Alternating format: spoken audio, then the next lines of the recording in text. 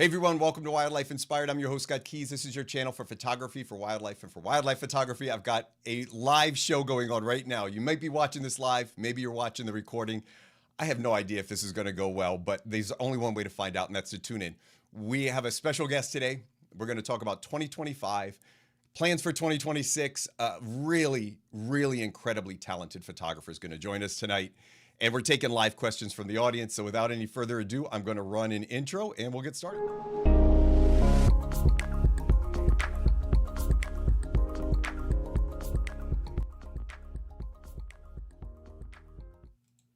And we are back, Josh. Scott. All right. We're here. Oh, this could go sideways quick. So we set the expectations low, Scott. So this is good. I mean, we can only exceed at this point, unless the screen goes black, I guess. Yeah. So thanks for everybody for jumping on live. I think we're going to have a lot of fun with this one. The theme of today is just a holiday recap. Actually, Josh and I have done this several years in the past. We've never done it, or we didn't do it last year just because it was so busy. And Josh, if you don't know him, I'm going to allow him to just kind of introduce, tell a little bit about himself. Josh and I have been friends for years. And I always say this. If I have to look up to other photographers, he's one of the guys I look up to in photography. I just think he's wonderful. And he's also a pretty decent human being. So Josh, tell us, for those that don't know you, hopefully everybody does, but for those that don't know you, tell us everybody who you are. Yeah. Great to be here, Scott, and great to be here with everybody today. It's been a couple of years, as you say, since we did this, so I'm looking forward to it. Yeah, Josh Galicki. I'm a wildlife photographer. I'm a podcaster as well, and a photo contest judge. I've been photographing wildlife for many years, primarily birds, but I'll expand outside of the bird realm here and there. I do most of my shooting. I'm based out of the just off the Chesapeake Bay down in on the eastern shore of Maryland. So that's where I primarily do most of my shooting. And yeah, and Scott and I, we go way back many years. So it's good to be here. Josh and I have the longest running chat group. I think so. Because we've had members that have come and gone. But I think Josh and I have been in the same chat group for about, it's probably been 10 years. It's got to be close to 10 years. I think it was pre-Instagram. So yeah. It was pre-Instagram. Yep. Yeah. All right. So the layout for today's show is we're going to kind of recap 2025. We're going to share a lot of images. We thought we'd do it by season.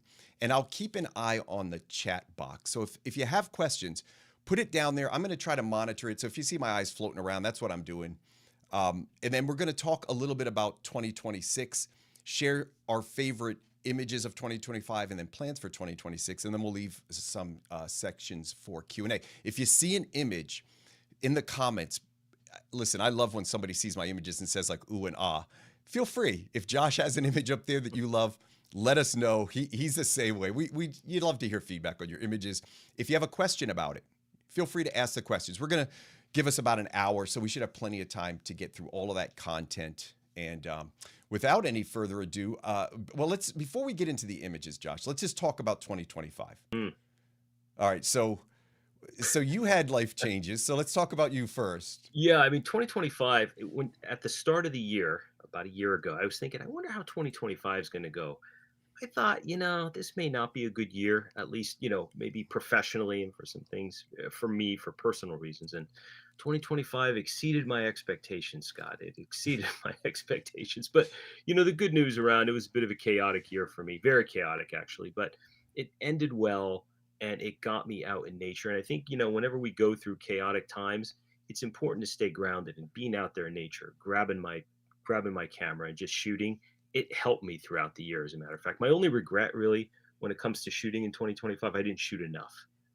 That's one of my regrets, and hopefully I'll correct that in 2026. But so yes, I'm happy to put 2025 in the rearview mirror. I'm looking forward to 2026. But it was a decent year for shooting. I wish I would have shot more, though, in hindsight.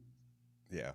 And for me, I think most of you probably know if you follow me, I had a lot of change this year. So I retired from my 30-year career in management, and I decided to just focus on photography full time. And I've been preparing for that for several years. So I kind of slowly have been building some momentum, bought a little camper van about 3 months ago, and finally retired from my job about 2 months ago. Ironically, you'd think I was out shooting every day. I have shot almost none.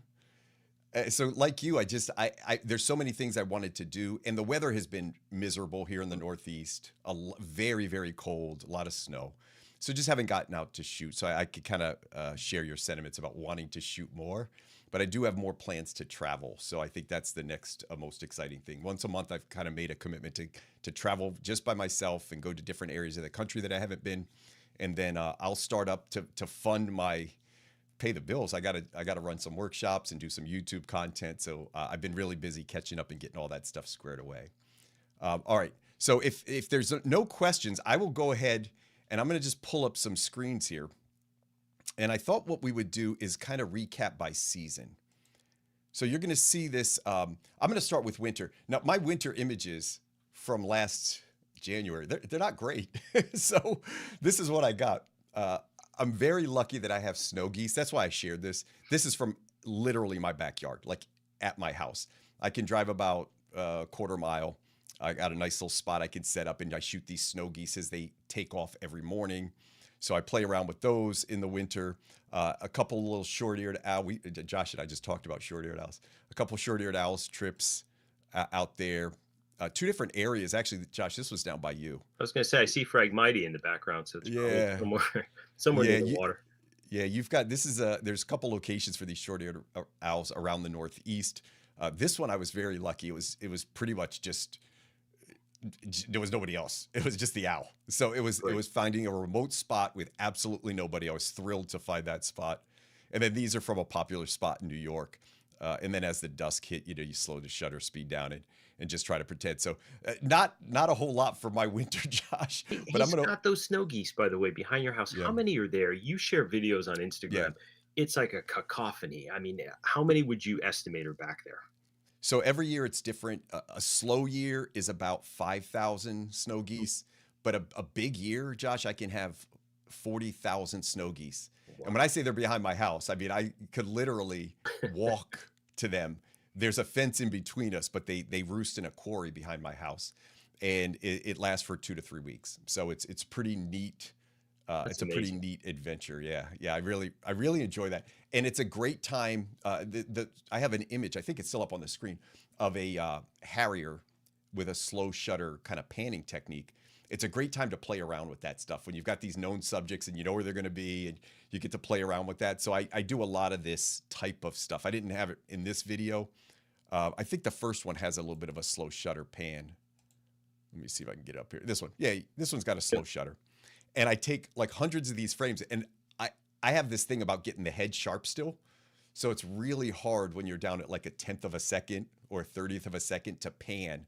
But just to show you can do it, like that's not like a stitched image. That is one frame with motion blur, but that one head is panned perfectly. So you do get a sharp shot with that one. And the one thing I find too, that the further away you are from your subjects, the easier it is when you're panning to get the head Y- sharp, right? The closer you are, obviously, when there's movement, Yep. the harder it is. So Yes, sir. that Yeah. The that closer subject to the distance thing is always important.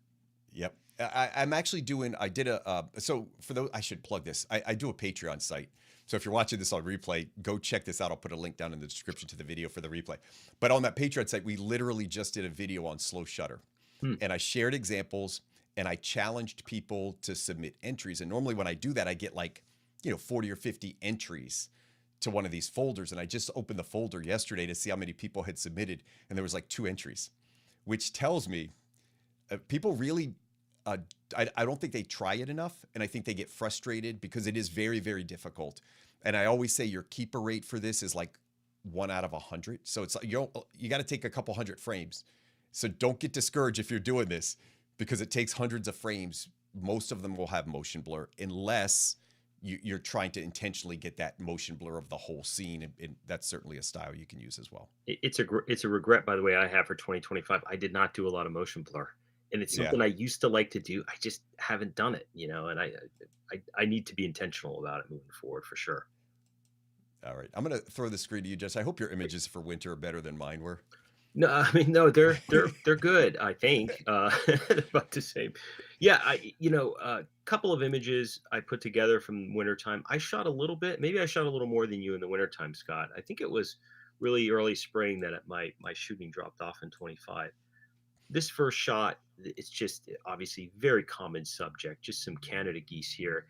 In January, behind my house, there's a large shallow cove, and when it gets really cold this past January, we had a week where the whole cove froze, and these geese were on ice. And this was kind of near where the ice was turning into water. It was starting to thaw out a little bit, and they were just hanging out there. And I was photographing them, and they started to take off. And of course, high key, I pushed my exposure, probably +3, and I was shooting with a telephoto. This was probably 600 millimeter. I was a decent ways away, but I just really liked it. It's a clean, or it's a clean, plain scene, and it reminded me. I want to use this image to do like holiday cards in the future. I just think it would make a nice little like Christmas kind of card.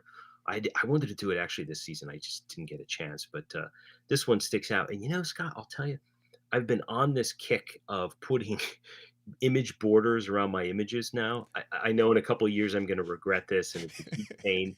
But as I process now, I put different image borders on. This one I thought worked well. As you can see, there's a black border around it and a white edge. But we'll see how long this lasts until I Do find you, something else. if you were to print that, would you leave the border on there for print or would you take the border off? Well, I'll tell you what, it's a great question. If I were to print it for a card, I would keep that border on. I think that would look nice with the little fold out card for like, holidays or something like this. If I printed it out, I probably would not. I'd get rid of the border. And this one, interesting enough, I'd probably print on matte paper. Yeah, the blacks are a little diluted when you print on matte paper, which is fine. But this might look good on a matte print. Good stuff. Yeah. All right, you got some more winter stuff up there? Yeah. Next one is, this was a pretty wild situation actually. So That, in January, again, this was probably that week or the week after, we had these super cold temperatures, and I was out in this large, expansive salt marsh, and I went with a buddy of mine, Scott Warner, good guy. He's based down on the Eastern Shore, so we went out to shoot. We were trying to target short-eared owls, and there wasn't much going on. All the guts coming into this marsh were frozen over, and there were probably 3 or 4 clapper rails just out in the open, just kind of walking on the ice, looking around. And there were some puddles of water that they were foraging in.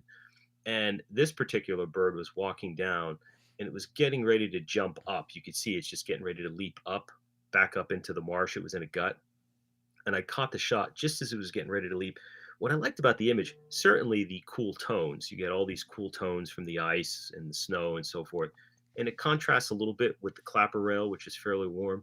And you got that curve coming in. There's like a nice curve, and the balance worked well in this image, which I thought was neat. So, and how often do you see a clapper rail yeah, in what looks like the tundra, right? So I thought that yeah. was kind of cool. Most people photograph these birds, when they're coming peeking out of marsh, and it's obviously a whole different situation. I felt bad for these birds too, just watching them move around, Scott, because I mean it was tough for them. Obviously, these conditions don't happen that often. I mean, the bay and this area especially, we were actually down in Virginia, so we were even further south.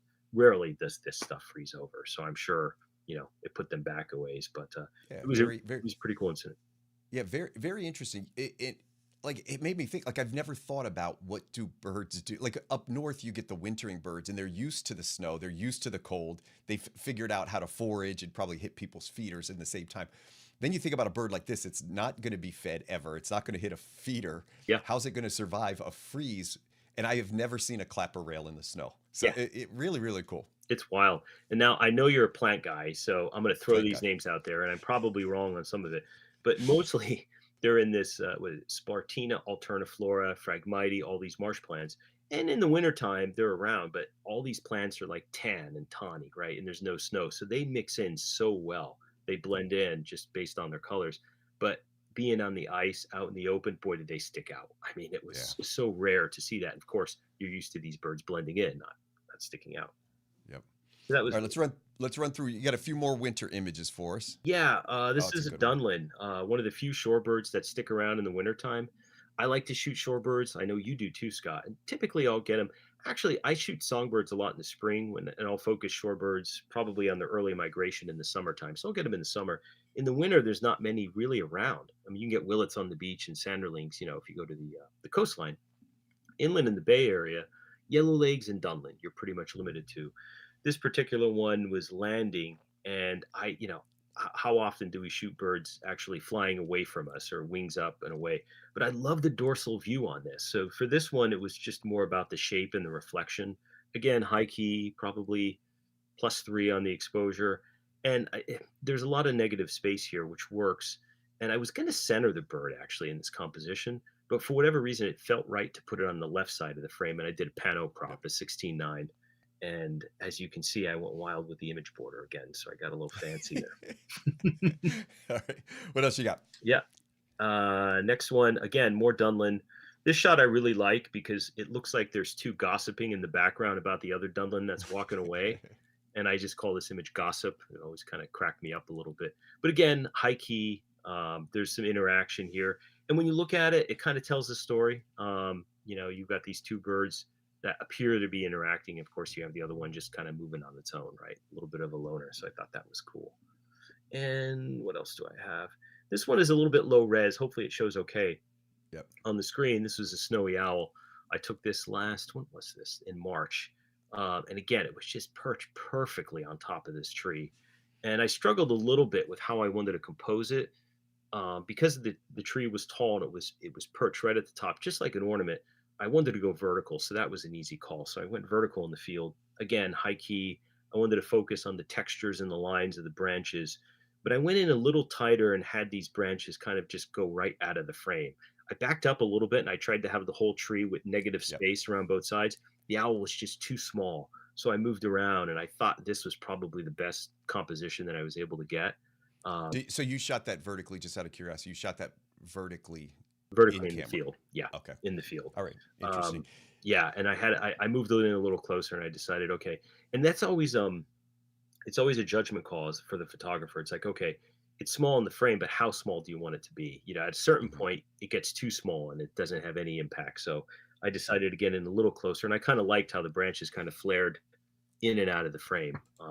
And it's always fun to photograph snowies. I don't do it often. I mean, they come around every couple of years. It's a little easier to shoot them. So it was a while. This was my first snowy shoot in a couple of years, so it was fun.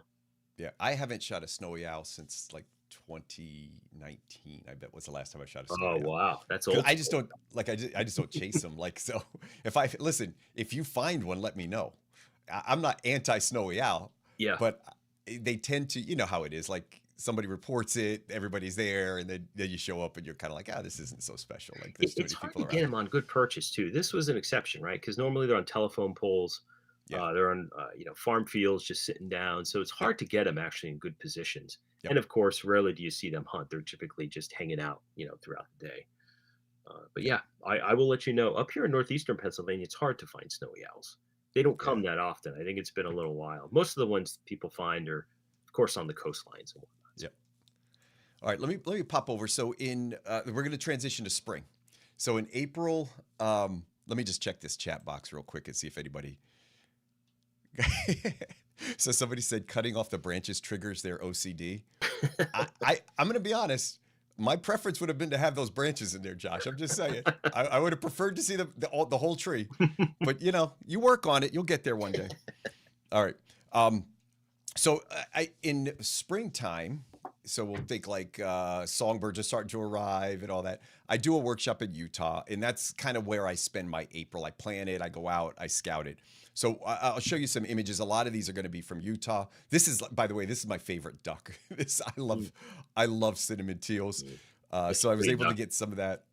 This is the Clark's grebe. I think that's the Clark's grebe, Yeah. not the Western. And so that was pretty neat. They were not as common as Western grebes, but we had some really, really great light, like super overcast. We actually shot this about 3 hours after sunrise, but it was really, really like diffused. It wasn't dark and cloudy, but just really nice diffuse. So it worked out really well. It's some nice glow in the water there.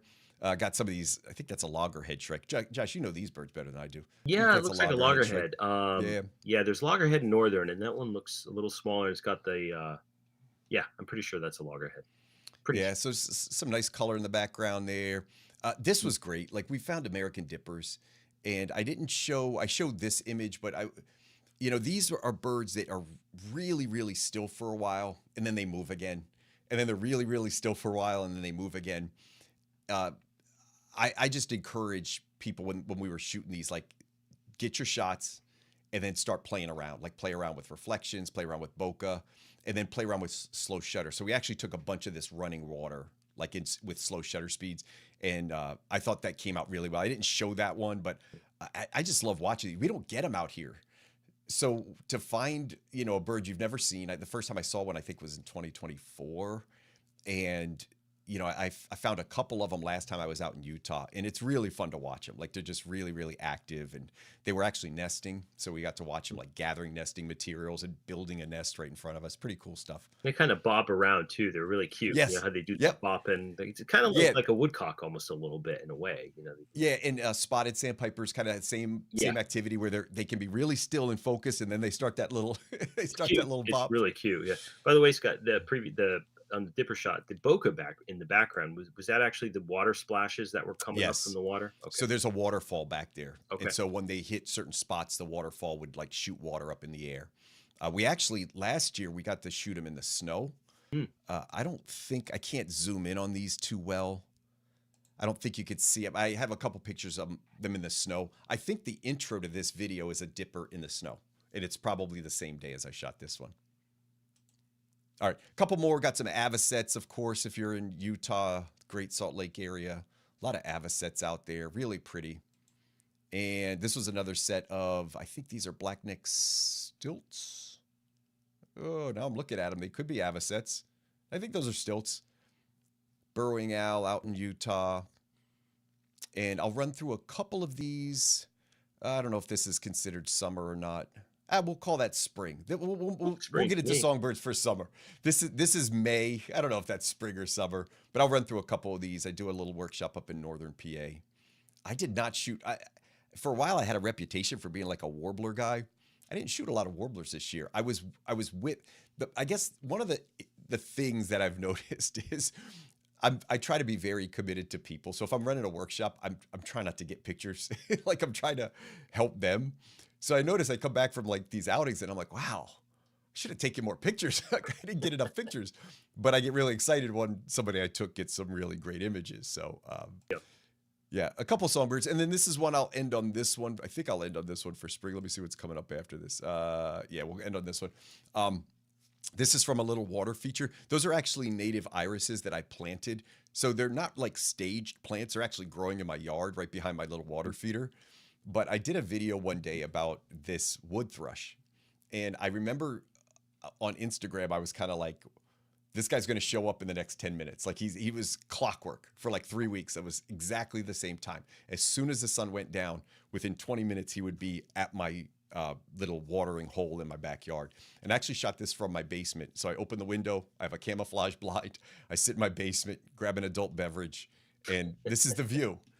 And That's I awesome. thought it came out pretty nice. You grab some driftwood. I get various driftwood and throw it in there, and thought that one came out pretty good. They're so hard to photograph too. I find, at least in the field, hermit thrush and some of the cousins are much easier to photograph.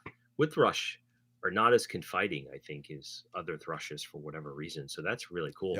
Yep. The shape of those irises, it almost looks trillium like in the shape. When I look at Yeah. Yep. And for those of you, Josh referenced, I like native plants. I actually like infatuated with native plants. So a couple years ago, I put in this feature, but over the last 5 years, I've taken out all the invasive plants. And I only have 1 acre, but took out all the invasive plants, let the natives come back, and then I planted. So I've got like 200 different species of native plants on 1 acre, and it's pretty cool. I'll show you in a minute. Like macro is probably what I did the most of this year because I just got really, really into it. And but this is a really nice touch. And again, when you're planting in your yard, you get to I hate to say the word stage because it sounds so phony, but you get to enhance, the native environment. And this is right on the edge of the woods. So these thrush, they live all around the back of my house. But these two, there's actually a pair of them. They would come in almost every night from the same side of the woods. So they must have a little nest back there. And then they would come over and take a bath, and then they would go back. And that was it every night for about 3 weeks. So it's pretty And by neat. the way, Scott, I blame you for getting me into this whole native plant thing. Because I I've know you're gone doing it now hog too. wild on this.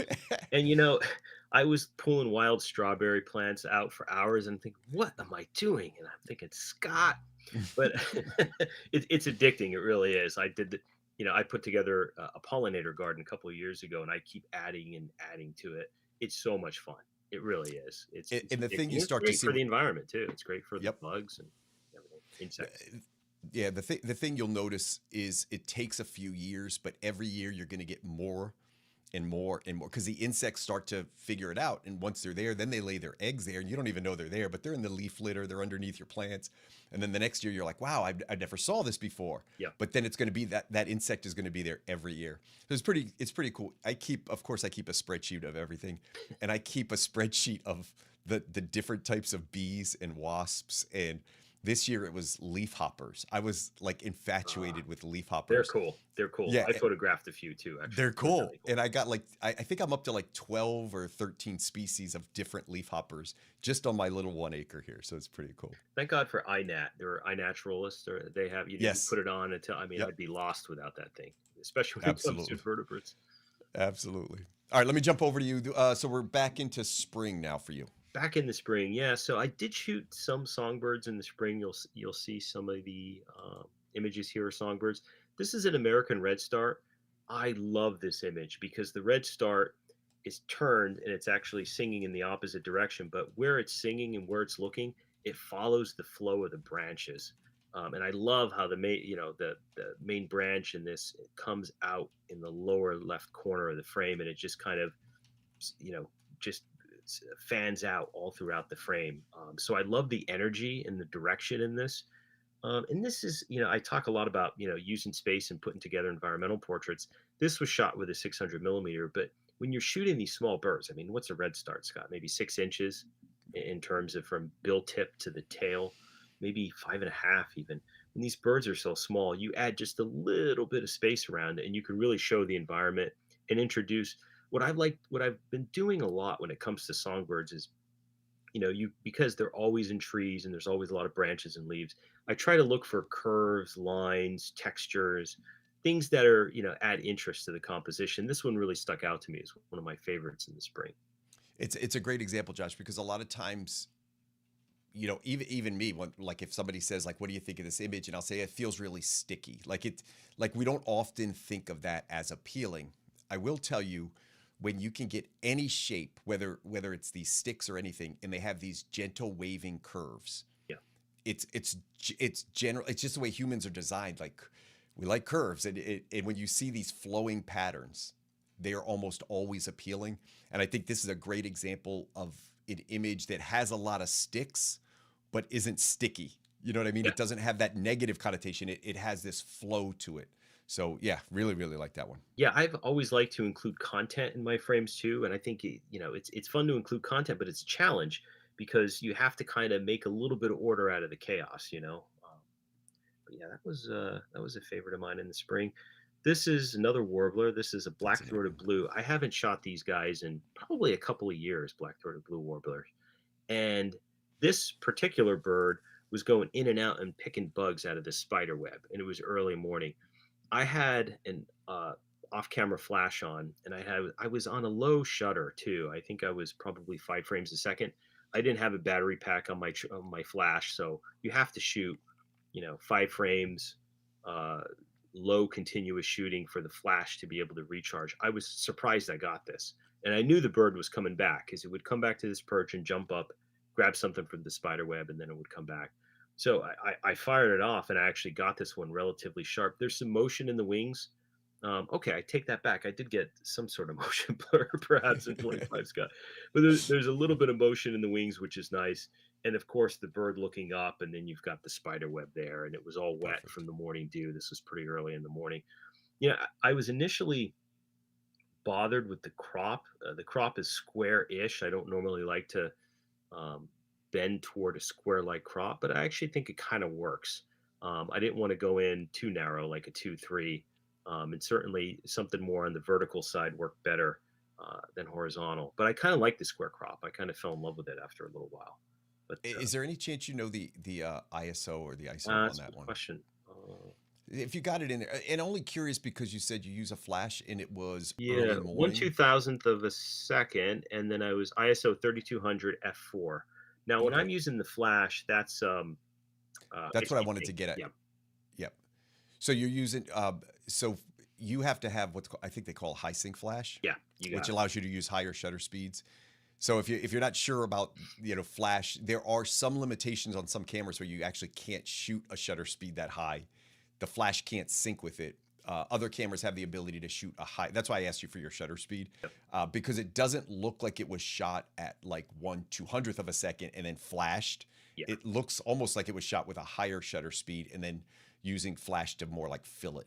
that's a great point. Yeah, because the flash only added a little bit of pop. So I was using primarily the ambient light in this, as opposed to what you were saying, Scott, is flash is the main light, where if I was like 1/200th of a second and the frame would be relatively dark, and of course, the ambient light, there would be very, it would be very minimal, and the flash would light everything up. But yeah, in this case, just a little bit of flash had a bit of pop and some catch light in the eye. This was a pretty Yeah. cloudy morning.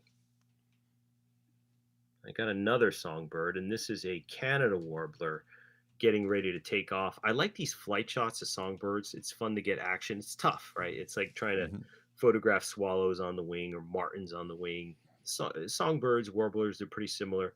They're not as fast, actually. I'd say maybe that's a tear down from getting these birds. But again, a little bit of motion in the wing, and the bird was taken off. What I liked, and you're a plant guy, Scott, you can appreciate this, the fiddleheads, right? The Yep. fiddleheads all around. So I think it counterbalanced the Canada warbler. And it's just so amazing when you see these birds in the spring, because when you're underneath the canopy and it's dark, it's early in the morning, these things are like ornaments. They just light everything up.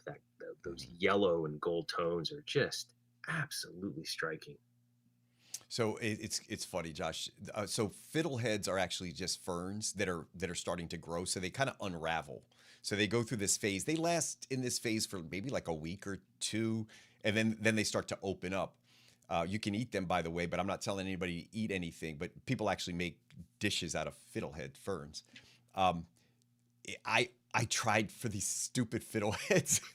I I had a stupid common. I shouldn't say stupid. I had a lovely common yellow throat that did not.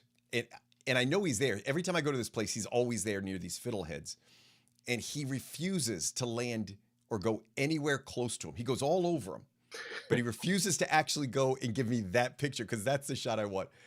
I will say there's something that our styles are obviously everybody's styles are different. Where we overlap in style, I think is on. We often both have a focus on including the bird with a habitat or Mm, with some element besides just I call these yearbook photos where you look and you just see like the same or different bird kind of tight over and over and over and over and over again. I think it adds a lot, and that's always what I appreciated about your photography is it generally is always including something else. So it's not just a focus on like let me see how tight I can get this, let me see how close I can get this. A lot of it is let me see how well I can compose this in the field, mm. and then touch it up a little bit and get it printed. And you're not one to heavily edit your photos either. Not too much. I mean, I'll do a little bit. Some people I know like to spend a long, long time. I've gotten my processing time has been reduced greatly over the years.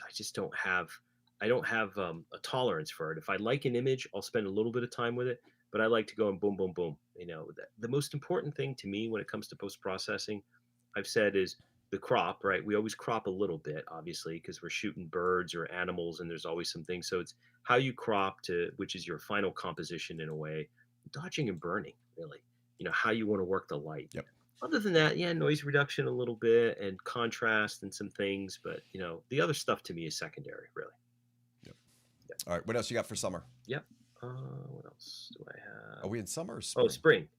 spring. Okay. This was oh, Motion blur. I set myself up for failure. I talked about motion blur and all that. I forgot There you about this go. image. So yeah, this was I took a Blackburnian, obviously moving through some spruce. I think this was red spruce, and again, it was in flight, moving up. I took it. I used flash, and I had a little bit of ambient light in there. We are just talking about flash, so if you mix a little bit of ambient light in there, you get that blur, right? And obviously, the flash was a bit stronger in this image, and I just thought it was so cool because of the wing position. They're completely out. And it looks a little bit like a crossbow, and of course you get those colors, right? That signature fiery orange that's on the Blackburnian warbler's head, which I thought was really neat. And again, when you're shooting these types of songbirds, I always try to go a little different, um, versus something that's just kind of like your book, as you say, or just more toward the diagnostic. This was another shot. I think I took this one in late spring. Least bitterns. I love bitterns. They're some of my favorite birds. Bitterns and rails, I absolutely love, and I get to spend a lot of time with them and see them throughout the summer months, especially living down by the Chesapeake Bay because they're all around the marshes and whatnot. This shot I really liked because the eye was out in the open on this particular bittern, and I love the textures, right? The deep greens, and this is a rush grass, Scott. It's a three bull or bull something. It's a type of rush grass. It's not Spartina. I forgot the species, but in any event, I love the greens and the textures and the shadows that went throughout, and of course, the bitterns in the upper left there. So, again, shot with a telephoto lens, but shot loose enough to show the habitat and give a little bit of a story to show, how secretive these birds are, how they kind of mix in, and the type of habitat that they like to spend time in. So it's always fun to come across a bittern. It doesn't happen all the time. Again, to see one, to hear one, you have to get lucky to a certain extent. You can hear them in the early morning, but getting a visual is a whole different story. I shot this actually from a boardwalk. Look, and I was elevated a good amount, so I was able to look down, and that gave me this perspective, which worked out. Awesome. Yeah, All right. Do you have anything else for spring, or we gonna that's jump into summer that's it here? for spring. Okay. So here's what we'll do. Let me just look down here. If you have any questions about, so we did winter and spring. We're halfway through. So if you have any questions about anything, I'm gonna pop an image up here as we are thinking. So last summer, I did some songbirds early.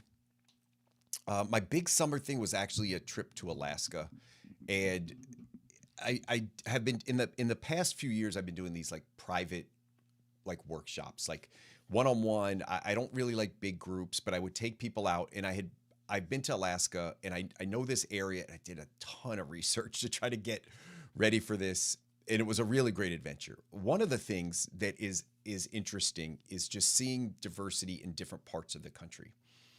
So we saw several fox, and we didn't see any Arctic fox, but we did see quite a few red fox. And one of the interesting things is they were all very, very different, and they had a great deal of diversity. So red foxes have subspecies. This is an Alaskan red fox, so it's still a red fox, but it's an Alaskan subspecies. And they tend to have these really thick coats, which you would expect because we're in the tundra. And many of them had different coloration. So instead of just kind of that standard red, we saw some that were black. We saw some that looked more like a cross fox. We saw some that were really, really light and huge tails, like these big giant tails with really, really thick coats. So it was really, really fun to watch. This one literally just walked right by us. It was great. Wow. And we saw him going, there was like a trail we could tell he was going down. So, typical wildlife, we're going to run up the trail as far as we can, park, get out, hide, and then hope he continues to come or she continues to come. And this one did. And, So, and Scott, this is you did the Hall Road, right? You went all the way yep. up. So all the way up Yeah, through the Brooks Range and then up into the tundra. that had to be And amazing. I want to do it's, that at some point. yeah, dude, listen, one day, Let me know when you retire get that from your van job. ready. Get that van ready. Let's go up there. It's a neat trip. And then so I think most of these, my summer was really primarily, this was the trip that I wanted to go on. We had some really good looks at these grebes, horned grebes, ptarmigan. Went smaller in frame with this one. I think we did this at 200 millimeters, so it didn't move. So I was shooting like this 500 millimeter, and then I was like, let me go get the other lens. I switched and put the 200 on, and he was just sitting there. So we waited for the sun to go down. Which species was it, Scott? By the way, is this a willow? Well, I think that one was willow. We saw one or two rock. We saw mostly willow. I think that is a willow. But did you ever hear them vocalize when you were up there? I mean, their vocalization is bizarre. It's like, Yes. "Ow, wow, wow, wow, wow." It's Yes, so yes, bizarre. yes. Wow, It wow, took wow, me a wow. minute because I'm like, yeah, I remember what they sounded like, and they were really, really weird. But yeah, Yeah, they sound almost like a cartoon character. definitely. Yeah. Yeah, When I yeah, first heard it the first time, I was just kind of like, wow. I mean, yeah, they're not inconspicuous, that's for sure. When they come out, I yeah. mean, they're like, here I am. Get the And I gun out. wanted to hear. Just I'll show you some pictures from. We went up to New Hampshire this fall, and I was looking at willow ptarmigan or spruce grouse, and I wanted to hear their vocalization. We did not hear it, but I was hoping to hear them. We photographed one. It just wasn't calling. We think it was a female. The willow is Uh, probably the craziest, I would say. But yeah, it definitely. Some nice golden plover. I love these. Like yeah. these are just American golden plovers are just gorgeous. Like, and if you get them in the right light, Oh yeah. and this is backlit, so you don't get to see like the gold flecks aren't popping as much. But I kind of like that see-through light, like that almost like Yeah, rim you got light some down here on the translucence wing. there in the on the primary Yeah, feathers on the wings. So it's really cool. yeah, really like that. We had a couple of these. They were pretty cooperative. There was a pair. I actually shot the female and the male together, but this was probably my favorite. I mean, I just like that wing. This Mm. was the highlight. Like we found three northern hawk owls, which was pretty good because we weren't 100% sure where they were. So we had to scan 1 billion black spruce trees to find. They're typically on the top, right? I mean, from what I Yeah, well, that's understand the their thing. behavior, they're always And you think they're always on the top. And you think, well, we'll just keep looking at the tops of the trees. Well, you drive for like 5 straight hours yeah. and you look at 1 billion trees, it gets pretty hard. And then, of course, you stop and you think it's one. It's just like the trash bag snowy owl. Yeah. Yeah, Yeah. right? Like, you're like, oh, there's one. And then you're like, oh, no, that's just a bunch of pine cones or something. But yeah, that was kind of a highlight. We got a couple of hawk owls. And then, I like honestly, how he's in Josh, the like, pocket on that one, Scott. You've got the light behind it. It's kind of with the spruce yeah. tree. Yeah, it's really cool. And one of the great things, yeah, one of the things I always tell people is challenge the shot. Like that's kind of like my thing. Like, all right, did you get the shot? Yeah. Okay, now do something else because the bird is going to sit there. In this case, it's like a heron. A lot of these birds, they just stay in one place. I've watched a heron for 2 hours not move. Like they just sit there. What are you going to do? So my thing is always challenge a shot. So you get your shot, and so there were some trees, some spruce trees, of course, and then I kept working and I would shoot through a set of trees and then I would go to the other side. I'd shoot through a set of trees and then I'd go to, and eventually I got this composition, which I kind of liked. So because the trees were available, I figured, listen, I've got as many shots as I'm going to get of this hawk owl just sitting there. And they were calling. I mean, they were doing some stuff, but yeah, for sure the foreground I think helped a little bit with that one. Then I did a lot of macro. So I did a lot of macro this year, probably more than I've ever done. I started making YouTube videos about it. Like I just like I was in love with my yard for 2 months, and I was still working, so I didn't have a ton of time. But almost every day, this is what I would do. I would kind of pick weeds, and I'd always have my camera with me, and I would just take these shots. I put in like 3 or 4 just because I wanted to get. I think I want to inspire somebody. I want to inspire somebody to do this. So these are all like just in my yard, simple flash setup. It's not like a tremendous investment. If you've already got the camera, get a macro lens, a couple $100 used, get a flash, $100 used, get a diffuser, and you're ready to go. You can completely become a wildlife photographer who shoots birds and become a macro photographer in a week. And there's a lot of learning curves, just like everything else takes a while. So this is about the third year that I've done macro, and I've tried to be more serious every year. And it's a much different style. Like just like we have bird photographers kind of with different genres, some macro photographers focus on like hyper detail, and that's a style. But I really like these natural environments. Yep. And just like we talked about with the birds, kind of including a little habitat or including a little something. That's a style that I like. This is one of those leaf hoppers that I talked about. I just love these things. They're so I cool. I just love these. And it was a little bit of morning light coming in the back. And so what you see is like the flash hitting the subject, the morning ambient light in the background. I like the way that one came out. And then these robber flies I have hundreds of these robber flies. And I noticed this year they love crab spiders. So they just really, really hung on to these crab spiders. I took some videos of them eating them, which was pretty cool. The eyes look great in that. Yeah. This was probably my second favorite macro photo of the season. This is so simple. That plant is, I know there's like 2 people on here that know what that Looks plant like a is. bluebell to me. I'm probably wrong, but No, it's called hoary skullcap. huh. Scutellera incarna. Incana. I think that's the name of that one. But it's a beautiful plant. So if you ever have questions about that one, you can pick some seeds and plant them in your yard. But these crab spiders were all over my yard this year. I mean, just hundreds of crab spiders. And some of them were so incredibly tiny. I love to show scale. So when you know that that flower is only about an inch long, it gives you an idea of how big that spider is. Just probably like 3 millimeters long. What Um, so lens did you so use on that, Scott? Was it like the 105 millimeter so macro? I've got I, I've been lucky that I work with this company Leowa, and they make some third party lenses, and they make a 180. And I think I Huh. was using that most of the summer. So they gave that to me. I did some reviews on it. I love the lens. It doesn't have a whole lot of downsides, but it's 180 millimeters, and you can get a little bit more magnification. So it actually magnifies 1.5 times. Hmm. And the Nikon 105 is 1 times magnification. So I kind of liked that Is it lens. manual focus, Scott, or is it? That one is actually, so yes and no. Hmm. It's an autofocus lens, but it doesn't focus great. So I normally shoot it into manual. I Okay. will say the Nikon 105 autofocus is a little bit cleaner. With this one, I typically shoot it manual focus, and a lot of macro photographers only shoot manual focus, so it's not that big a deal. All right, I'm going to shoot this over to you. We are on summer for Josh. All Oh, right. look Look, at you! look, I got a macro shot. See, I didn't. This was not even planned. I promise. Uh, yeah. So this was taken with a macro. This, I think, Scott, is a daylily. I've got this in my pollinator garden, and I think it's a carpenter ant.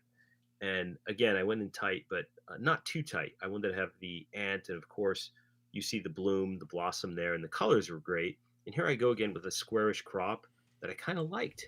I thought it worked for me. So the colors are really cool. And again, I'm starting to do more macro now too, just because of just the ability and all the different. And it's a good learning experience too, because I'm Yep. starting to identify more insects, and I'm just getting better with that stuff. This was taken on the riprap on the shoreline on my property out on the eastern shore, and this is a green heron, of course, and it was hunting. Yeah, that's a menhaden, I think, and it missed. And of course, the fish is looking right at the green heron, which I think is so cool. It's very comical, right? And the heron's still looking down; it doesn't realize, and of course, the fish is up in the air, and it looks like it's looking and almost laughing at the green heron. So I call this one the mist, but this was really cool. You see these guys fishing a lot. They typically don't miss. Green herons are pretty efficient hunters. Yep. This Hey, was a hey, Josh, you yeah, got all the branches. I know it. You I got all the see. branches in there. Yeah, I took the opposite approach on this one. Um, yeah, this one was loose, vertical osprey, and it was drying its wings out. I kind of like the position on how the wings were hanging out on each side, so I thought that was cool. Just I always try to look for, even in situations where I was on my kayak, you see these situations. How many times does somebody drive by and they see an osprey, or you're kayaking and there's an osprey just roosting on a tree? This is a dead, probably a maple, I think. It was along the shoreline, and again, something different. Its wings come out and it kind of mirrors a little bit the shape of the tree. So I thought that was interesting. So that stuck out to me. It was one that I liked from the Ospreys. Ah, here's another macro shot. I took this. You were talking about Lawa before. I took this with a Lawa. This was a 15 millimeter macro. It only has manual focus on it. This Is is this that probe lens? no, it's actually Okay. yeah, but I know which one. I know that probe lens Yeah. as well. So this is 15 millimeter macro manual focus, and I the rabbits destroyed my pollinator garden the year before. So I literally had a fence built around it. I'm talking trenching, mesh, so I went all out and they didn't get in. And my pollinator garden thrived, by the way, this year, thanks to it. However, who wants to look at kind of a fence with so I planted all different types of vines, trumpet vine and whatnot. On this side, I planted passion flower, Yep. and I'm gonna throw one out here. Passiflora incarnata. I think. Yes, I I think think. you are Ooh, correct. all right, I'm getting Yep. there. I'm getting there. You got to be careful, Josh, because they trick you. Whoever names these things, they fool you. So some plants are incarnata and some are only incarna. Oh, okay. So you got to be careful. I think you're right, though. I think you got All right, that's a incarnata on coin this one. flip then. I didn't even know that I distinction. think I So, think you got that one. but anyhow, I on this corner I had passion flower growing all around, and this is, I believe, is a carpenter bee. So I went a little loose. I included the flower, but also there's a silver maple you can kind of see in the background, some inkberry, and I gave just kind of a wider angle in the yard. This was one of my favorite environmental macro shots I took in the summer. This is a great blue heron taken off. Again, smaller in the frame. I love content. I like busyness, and I like to include just busy elements, but have it make sense. In this case, you see that dead tree on the right side of the frame, and it kind of comes around. It frames the heron, but it offers balance in the composition, right? The heron's taken off, and that just weighs it down, which I really liked how it worked out. Also, we were talking about plant stuff. There's that trumpet vine in the background too that you can see. That's a little bit of color as well. But this image was something I really liked. It stuck out to me. This was taken, I think, in late summer, and I'm in fall now, so I'm going to go back. Okay. Give it over to you for fall. All right. Let me see. Okay. So fall. Let me pop screens over here. So I did have a good fall, and I did shoot a lot more this fall for myself, which was great. I do like I do these fall. I just God, I love fall. Like fall. Honestly, it used to be, and I know this is crazy. Somebody said to me something about spring, and they said, "Well, it's not as good as spring." And I'm like, "Are you sure?" Because the backgrounds in fall, Oh yeah. to me, are so much better, and the looks that it's so interesting. I can go to the same spot. I don't want to make this video too long, but what the hell? If you don't want to watch, tune out. But this is good stuff. We in spring, I can go to the exact same spot and get almost no migrants. I can go to the exact same spot in fall, packed with migrants. And I can't figure out why that warblers moving north don't go there, but warblers moving south love it. So I've tried to like really look at what's growing and like why are the trees here attracting the insects? It's got to be something with the way the bugs are, and often I shoot at elevation. So I often go to like, and you know how it is in Pennsylvania. There's a hill and a ridge and a hill and a ridge. I would like to go to the tops of the hills so you can get better eye level looks. And I'm guessing because in spring maybe the thaw, it's colder up there. The insects haven't like started to come out yet. The caterpillars haven't come out, and so I typically find spring migration the birds are lower, not on the mountains, but in fall migration they seem to love it Hmm. in the mountains. So listen, I don't know. Somebody You down make there's you make probably a great point. The migration paths are different. I mean, they are, and yep, for instance, Connecticut warbler, I never see moving up, but I'll see them in the fall coming down. yep, Blackpolls come up, I think, through the typical migration path up through the coast, and I believe most of them will congregate and they'll just shoot right over the ocean and go straight down to yep, maybe Hispaniola or whatever. But the migration paths are different for a yeah. lot of these songbirds, and it's interesting. I don't know why they've obviously evolved that way, but it's pretty wild.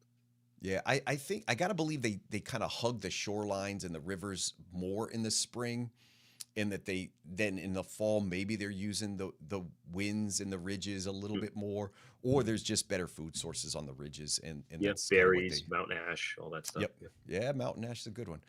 So anyway, let me pop you through a few of these. These are kind of fall images, just that I like. I love common yellowthroats. I mean, I get them every year, but I always find a couple each year that I just think look really really pretty, and I just liked the background on this. I love these fall colors. I wanted to kind of show a couple pops of fall color.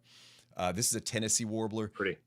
Don't see a ton of them, but it was a super foggy morning. I thought it looked interesting. These reds that you see in there, you mentioned mountain ash berries. Those are mountain ash berries Hmm. in the foreground there. And then I had this merlin. It was just one morning, and I saw a bird pop up, and he shot behind me super fast. And I've talked about this in some of my YouTube videos. I have this. It's like a holy crap button. I don't call it the holy crap button. I call it another button, but it's just a program.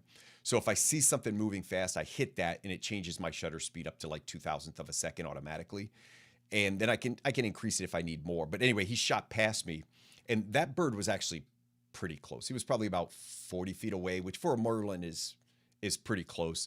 And he darted behind the tree. So probably just more of a neat experience.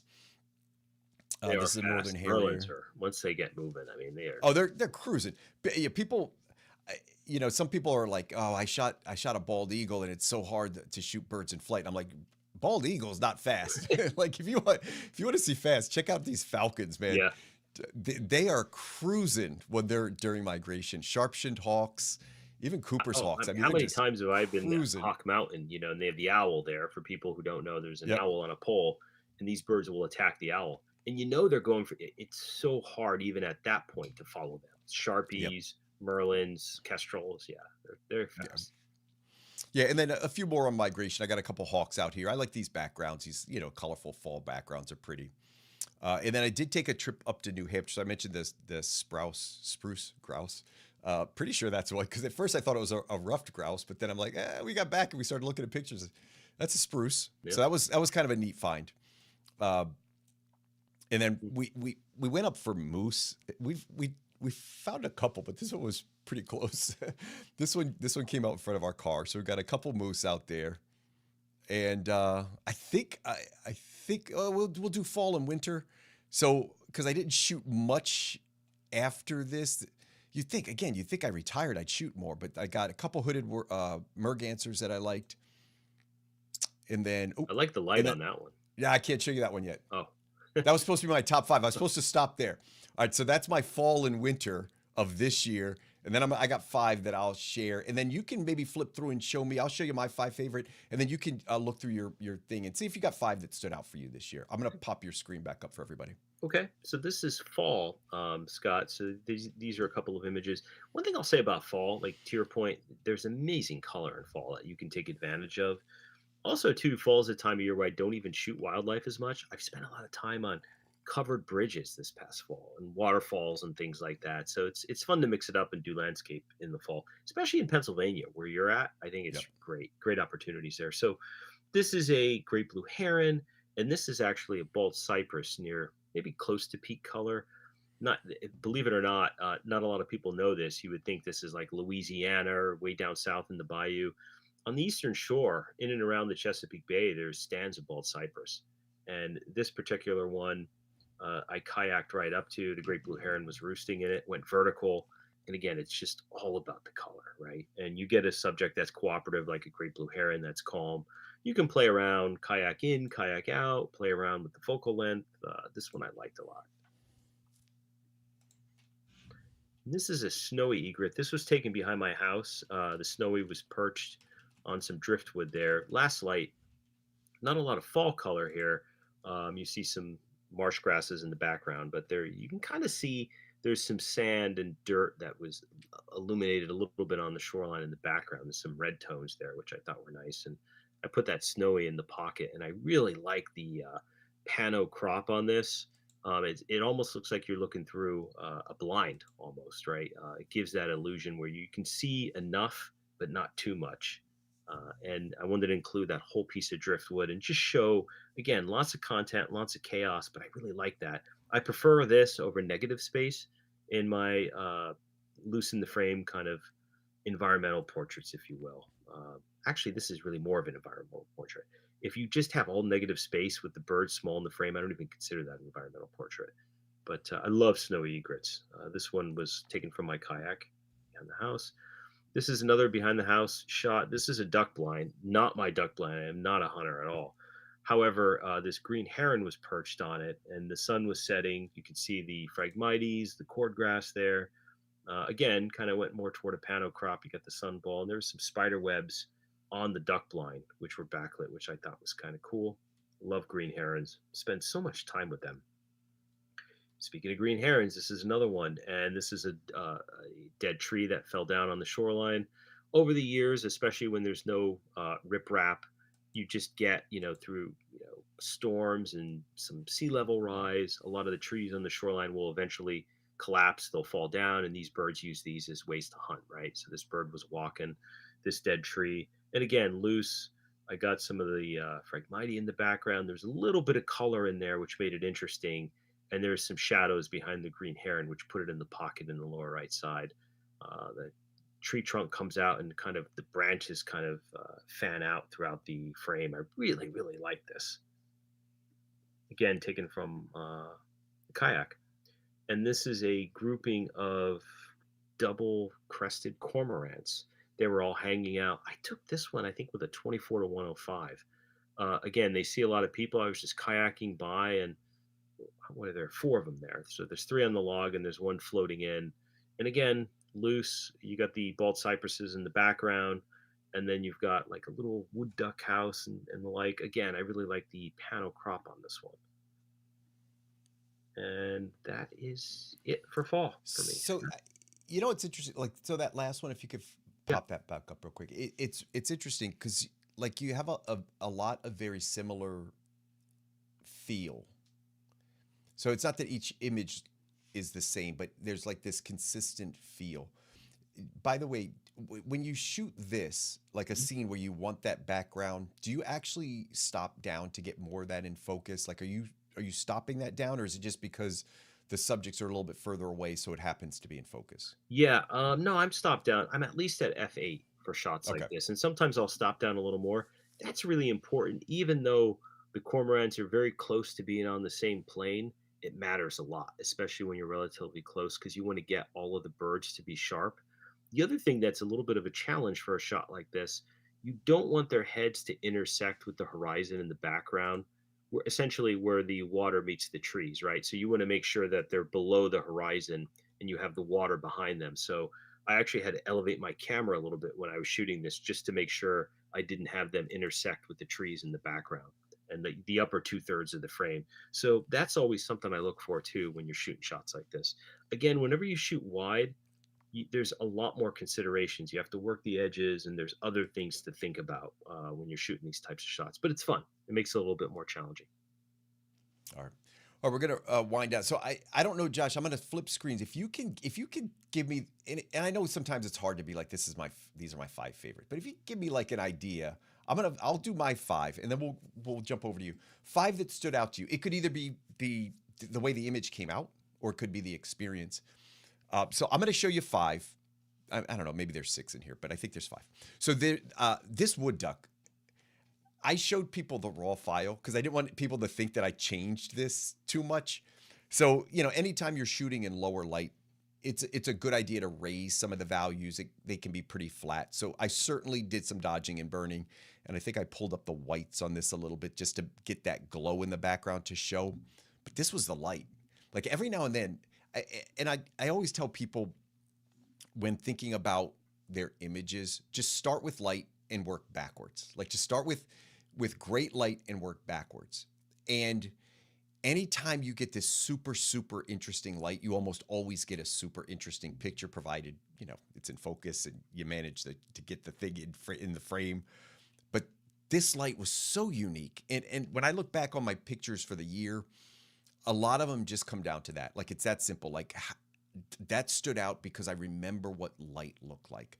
And even as I look back in the years and I kind of look through like, oh, I really liked that image. I can normally remember what the light felt like. I don't know how to explain that. I don't know if that sounds right, but I feel it. Like I can remember light so well.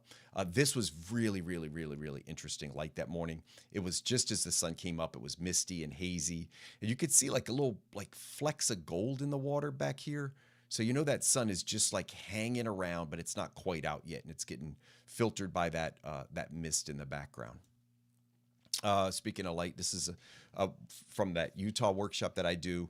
I really liked this one. It's nice to do these silhouettes, and they always silhouettes with great light tend to do very well.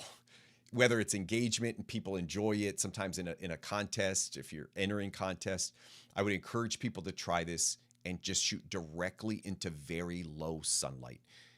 Once that sun hits the horizon and you've got some atmosphere back there, a lot of magic things can happen. I think this is a pretty good example of a nice silhouette. I can't. God, it's always light. The light on this was unreal.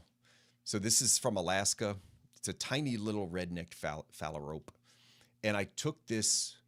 I think there's 4 frames here, so I took them all horizontally, and then I just stacked them like this, and then in Photoshop I just put them together. So when you look at this image, while it looks like it was shot vertical or cropped, it's actually like 10,000 pixels tall. Like it's a monster-sized image. So I really, really like that one. And when you have something that big and you have that many pixels on a photo, you can actually print it the size of like half a wall. Like you could print it really, really, really large. Is that what So your was that your intention, Scott, when you did that? You wanted this to become a large print? I shot this both vertically and horizontally. It just so happened I got the best results when I was able to take those 5. the magical light was hitting those mountains in the background. That's like the Brooks Range in the Mm. background, and it felt so, the light was so like pink that I had to get it in there. So I tried it vertically, I tried it horizontally, and then I tried to stitch this one, and this gave me the best I think overall result. And I did like you talked about balancing compositions. You know, sometimes it's nice to have a little element in there that balances the subject. So I left those. I could have easily, there's so many pixels in this, I could have easily cropped it out, but I thought they're out of focus. They don't distract. They don't pull your attention away, but they offer a little bit of balance on the right. So that's why I left those in. Some people might make a choice to say, hey, I'm going to crop those out and I got enough pixels I can make it tighter. But I like to leave those in. I like the layers on that one too, Scott. You got the Yeah. water, the Yep. the ground, and then you've got the mountains and the sky. It's nice how it kind of moves up. Yeah, and the reflection of the pink in the foreground I Mm. thought was really, really nice. Yeah, when I went to edit that and put it all together, again, I did have to put it together in Photoshop to stitch it. When you stitching images is taking multiple frames and putting them together. Some wildlife contests will allow you to, most don't. I always tell people when they ask about contests, read the rules because some will actually say you can stitch an image, but they have to be consecutive frames. So they can't be, you can't take it on 1 hour later than the other and go back. You have to show the progression. And so if I was showing a judge this, I would have to show them kind of these are the frames that I used, and then this is how I put it together. And then you have to be careful because you can't add or take away pixels in a contest. So you have to make sure that you got everything lined up right and composed right. This is my favorite of the northern hawk owls. Again, it's always light with me. Like the light was just so good. Oh gosh, I can remember this night. It was just so incredibly perfect. This little bit of light coming through the clouds in the background, I really, really liked. I got two more. I actually took this a couple weeks ago. I liked this one. This was that slow shutter speed, around a 30th of a second. Got the motion blur. This is one frame, single frame. It's not stitched. And I know you can't really see on YouTube the details. It's not bad. You're never at a 30th of a second panning, you're never going to get like the razor sharp image that everybody lives for. But to me, I would take that picture with a little bit of motion in the eyes or a little bit of motion on the head. But to me, that's acceptably sharp.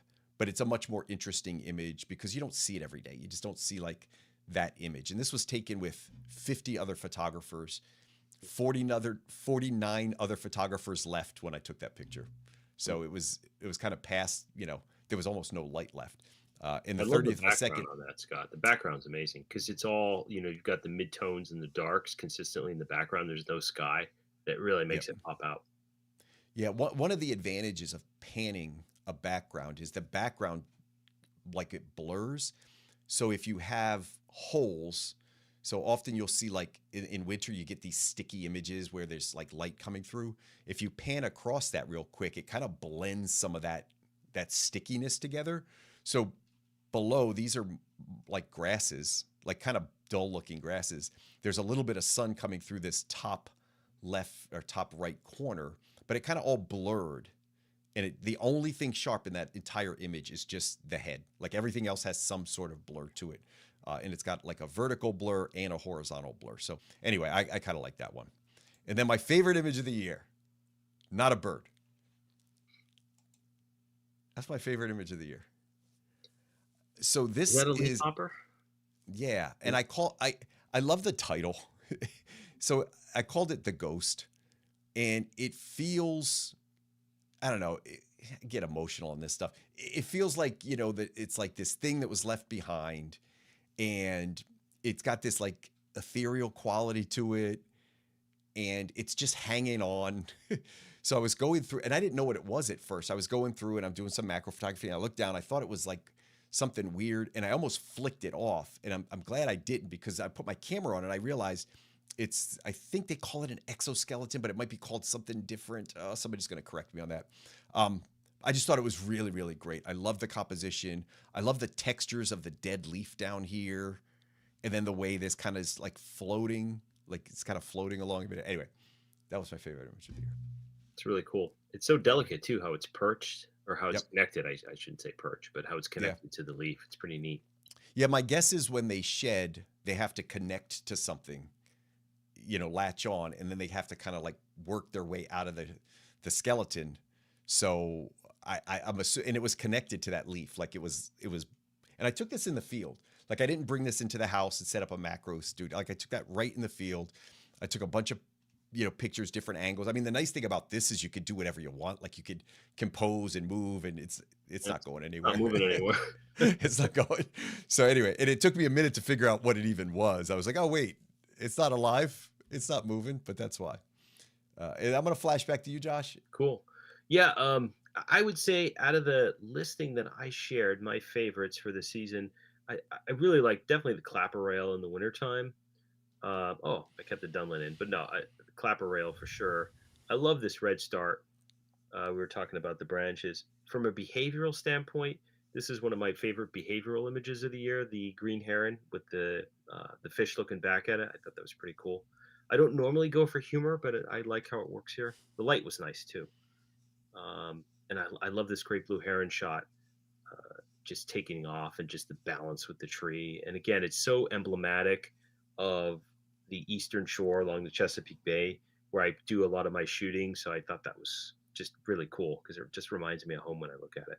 And that's it. Those are Go back to that image real quick of the that one. mhm, So one of the things I always when when you can talk about your photo, so when you can speak to it, and and I think that's why people who sell prints are more successful when they have like an understanding and they can talk through it. So if you look at this, I can't show it on your screen, but if you look at the pattern of the wing, and then you go over to the tree, and you look at the pattern of that tree, there's like this I and you've added a couple pictures have this where there's like this idea of repetition. mm, So this thing is mirrored in this part. This part of the image is mirrored in this part, and it's often the subject or pose is mirrored in another part of the image. It's super, super, super powerful. yep. And when you can speak to that, and you could say to somebody, "Hey, look at the curve of this." I wish I had an example. I could pull it up and show you one of mine because it stood out, where the curve of the bird was exactly the same as the curve of the perch that was next to it. And I thought, oh man, that's perfect. And when you point it out to people, they're like, oh my gosh, yeah, you're right, it is. And when you look at the curve, or not the curve in your case, but the shape of the wings, and then you move over to that tree, if you took that tree and colored it in, it would almost look like a wing. Like it has that shape of a wing. So anyway, when you can speak to that as a photographer, if you're into photography and you look for those elements and then speak to them. If you're writing a caption on Instagram, include it in the caption. People find that stuff incredibly interesting, and it's kind of like that moment where it's like, oh yeah, I see it now, and it can be really really powerful. Josh, a couple people asked Mhm. questions. So I'm going to ask you first, what was the favorite place you shot this year? So place you shot this year, Mm. and we kind of talked about some of the photos that stood out, but what was your favorite location? So not just shot. I would say where I shot most of the year, believe it or not, is right near my backyard. I've got this cove right out back, and that's where some of these images were taken. Definitely my favorite place. I shoot back there all the time. I'm in a kayak. I mostly go out and shoot in the evenings, and it's so much fun to explore because there's always something a little different. I didn't get great images this year, but again, I've been shooting back there for a couple of years now. I had a family of river otters show up, which was amazing because I love otters. I didn't get any great images, but there's always something new going on, and you never know what you're going to find. You really don't. Most of the birds, I know that what type of species, where they're going to be, but they're always doing something a little different. There's always the light can be different, so definitely my favorite place to shoot. And yeah, it's my little local patch. And one thing I'll say too, quickly, Scott, when it comes to prints, these types, the image that's up right now, these are the types of prints that have sold for me. I partner with a studio in St. Michael's on the Eastern Shore, and most of the prints that people are interested in, and they're not birders or they're not wildlife enthusiasts that are buying these. These are tourists or people in town that want to get things that remind them of the Eastern Shore, and they're drawn more to images that have more of a landscape in it, right? Or something that they look at it and they say, "Oh wow, this reminds me of a place or a Yep. location." And they always seem to do better rather than the type portraits. The more Yeah. the There's an idea, and I don't know if it's a myth or if there's some truth to it, but there's this idea that the better, the more popular photographs, I should say the better, the more popular photographs are tightly cropped, species oriented photographs. In And I will Instagram, I agree for sure. and I will tell you, if you want to sell prints, you have to lose that mindset because invariably nobody is putting a picture of a giant chickadee on their wall. Like they're just not. Like it might be cool. There might be something neat about it, but that's not what people buy. And I think you're onto something with your print sales because you've got this niche in your area. And if your photographs can include that, you talked about like covered bridges. So if somebody is visiting Pennsylvania, we're kind of known for covered bridges around here, right? And so if somebody's visiting Pennsylvania and they want to take something home, well, a covered bridge picture might do really well for them. Like they have this memory of it. If you can get the environment to feel like the place they visited, it's probably going to do much better. And so, I think what you talked about in terms of, we've talked about this privately in terms of print sales, but I think that's really, really powerful. There's 100 different ways to sell everything, but one of the ways is to create this idea around this is the area, here's where I live, this is what it looks like, and here's a bird in it. Like here's a pretty scenic view of what that bird looks like in my environment. And when you're lucky enough to be in an environment that has unique habitat, whether it's a swamp or something like that, or mountains and trees, I think you can really take advantage The of that. scene sells, and it's great to Yep. have the bird in it, but the scene sells. You're right, absolutely. Yep. Um, so my favorite place was Alaska by far. Like it just, man, it is like the, to think that you're standing in a place and there's literally not another human. At one point, I'm convinced there was not another human for 50 miles. Like not another person for 50 miles, and it's just you and whatever's there. So it's you and one morning we were out and I was shooting a pectoral sandpiper. Like it was just me and that sandpiper. That was Mm. it. And just to see a fox like hunting completely out on its own. And you can get those feelings in nature a lot. I think that's why people are so connected to what we do, because it's a time for you to just disconnect with everything else and be in a moment watching something that is better than TV and better than YouTube and better than your phone. And watching, we watched a fox just hunting. We think it was going after birds' nests because these The what was the bird? Jaegers? Uh, Long-tailed. I was trying to think of which one. Oh, long-tailed Jaeger was There's three of attacking. them, right? You Yeah, you you're a Jaeger guy. I know you yeah, love a I love Jaeger. Jaegers. Yeah, more I so think than the shot for sure. But yeah, I think it was a long-tailed, and they were dive bombing a fox. I probably didn't get any pictures, like it was, but my guess is the fox was roaming around the tundra looking at nests, and these guys were just dive bombing and he was like, look it up, and yeah, I took some video. I tried to get some pictures. It wasn't really great for that, but man, it was it's just powerful. Like yeah. it was just powerful. So I would say that was probably my favorite location. I think you're onto something with the areas you know best, that you're most comfortable with. That's generally where you get your best pictures from. You just know. I always like, you just know the light. Yeah, I know this spot gets light here. This spot gets light there. This spot gets light there. I know what the trees are. I know what the leaves are. I know what the vegetation is, and you can take advantage of that. And then obviously, like this is a bird. We call them birdie areas. Like when we're birders, like this area is really birdie in the spring. This area is really birdie in the fall. So yeah, I think you're onto something with that for sure. I always tell people like learn the 30-mile radius because that's probably where your best pictures are going to come Oh from. yeah, yeah. You could travel the world. Your best pictures that are going to be recognized are your local patch for the most part. Yeah. Somebody wants to know, Josh, what's your most memorable moment of 2025? Oh boy. Um, hmm. Most memorable moment. Um, yeah, that's a really good question. There was one moment. Really, I haven't really finalized the image in terms of processing yet, but it was actually maybe about a month or so ago, and I went out trying to focus. I think it was, I don't know what we were targeting that day. Long story short, I was going through the wildlife drive. It's a very popular wildlife drive, and there's an expansive tidal marsh there, and it was really strong light. It was late morning, and there were all these piers, and there were multiple terns and gulls, and they were silhouetted. I went high key. I blew out the whites a little bit and went really loose, and I created this image. It looks like sheet music. It literally looks like sheet music, and I absolutely love that scene. And it was just, I just kind of looked to my left. And I'm like, oh my god, this works. I can do something with this. And I played Yeah. around with it. I still haven't picked my favorite image of the sequence and finalized it, but I think that was probably the most memorable moment. Completely accidental, which some of the best moments are, right? You Yep. can't plan everything. So I would say, and I'll share that image at some point, hopefully soon, but that was probably my favorite moment. Are you gonna title it sheet music? Definitely. Yeah, definitely. It's so incredible, like a good, like when you're entering a contest or you're doing something like that or selling a print, like the title can really matter because it automatic. Not everybody's gonna read like a description or a caption, Yeah. but when you see the title and you're like, wait a second, oh my gosh, like it's that it's oh my, it is. It Yeah. really looks like sheet music. It's a bunch of birds that look like sheet music.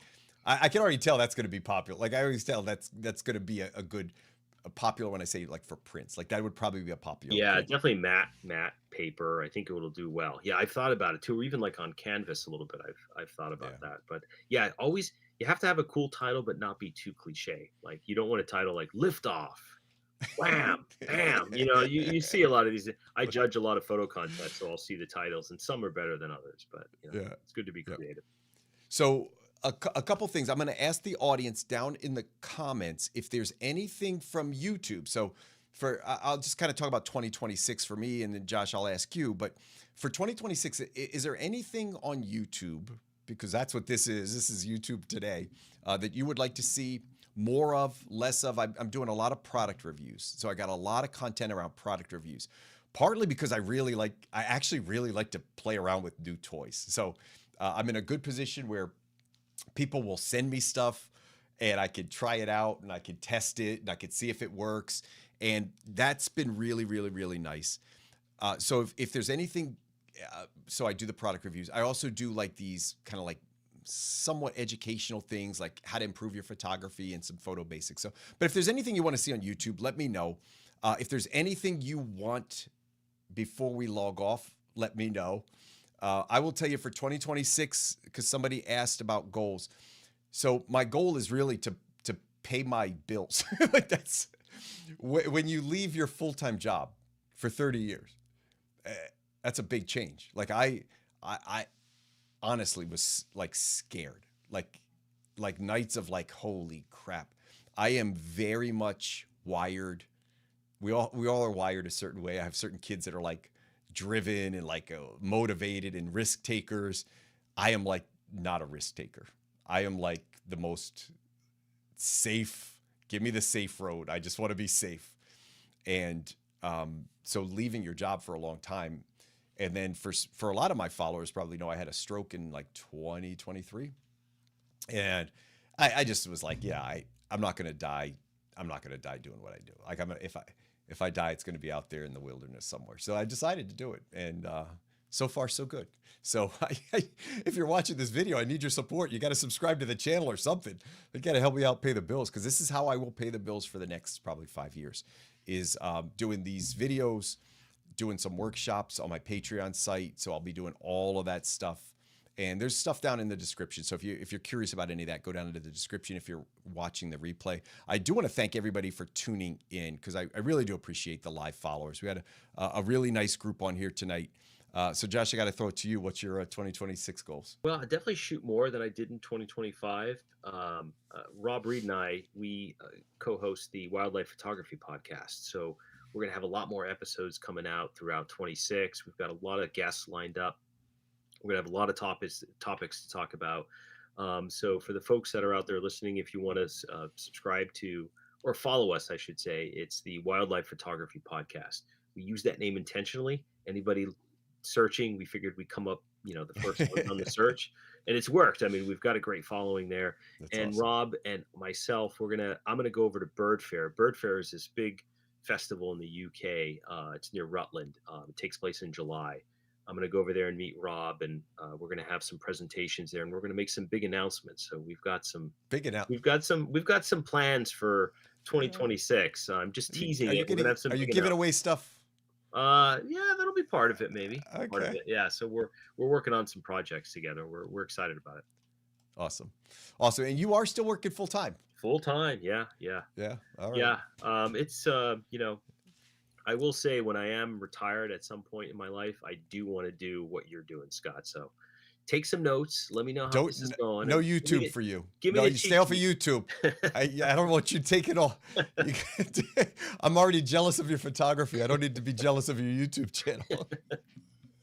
All right. Well, hey, Josh, thanks for jumping in. That's been great. Hang around. I'm going to say goodnight to everyone else here on the feed. I appreciate you jumping in tonight. And if you have anything, comments down below. If there's something you enjoyed, if there's a favorite picture of yours, I would really love to know like where you tuned in from. So if you're overseas watching this on replay or wherever you're at in the U.S., let me know. My Canadian friends, I would love to let you know, love to know where you're watching from tonight. But I'm going to sign off for the show tonight. The first live show we've done in 2 years. It didn't go too bad. I thought I'll tell you a true story. When we were trying to launch this, I did these live shows years ago, and my software kept crashing, and I got so frustrated I just gave up on it. And when we were just about to launch this, Josh and I prepped this for about an hour. We finally figured out all the glitches. We got the stream up and running. We tested it on YouTube. And 20 minutes before we log in here to test it, and my system crashed again. And it crashed 4 times.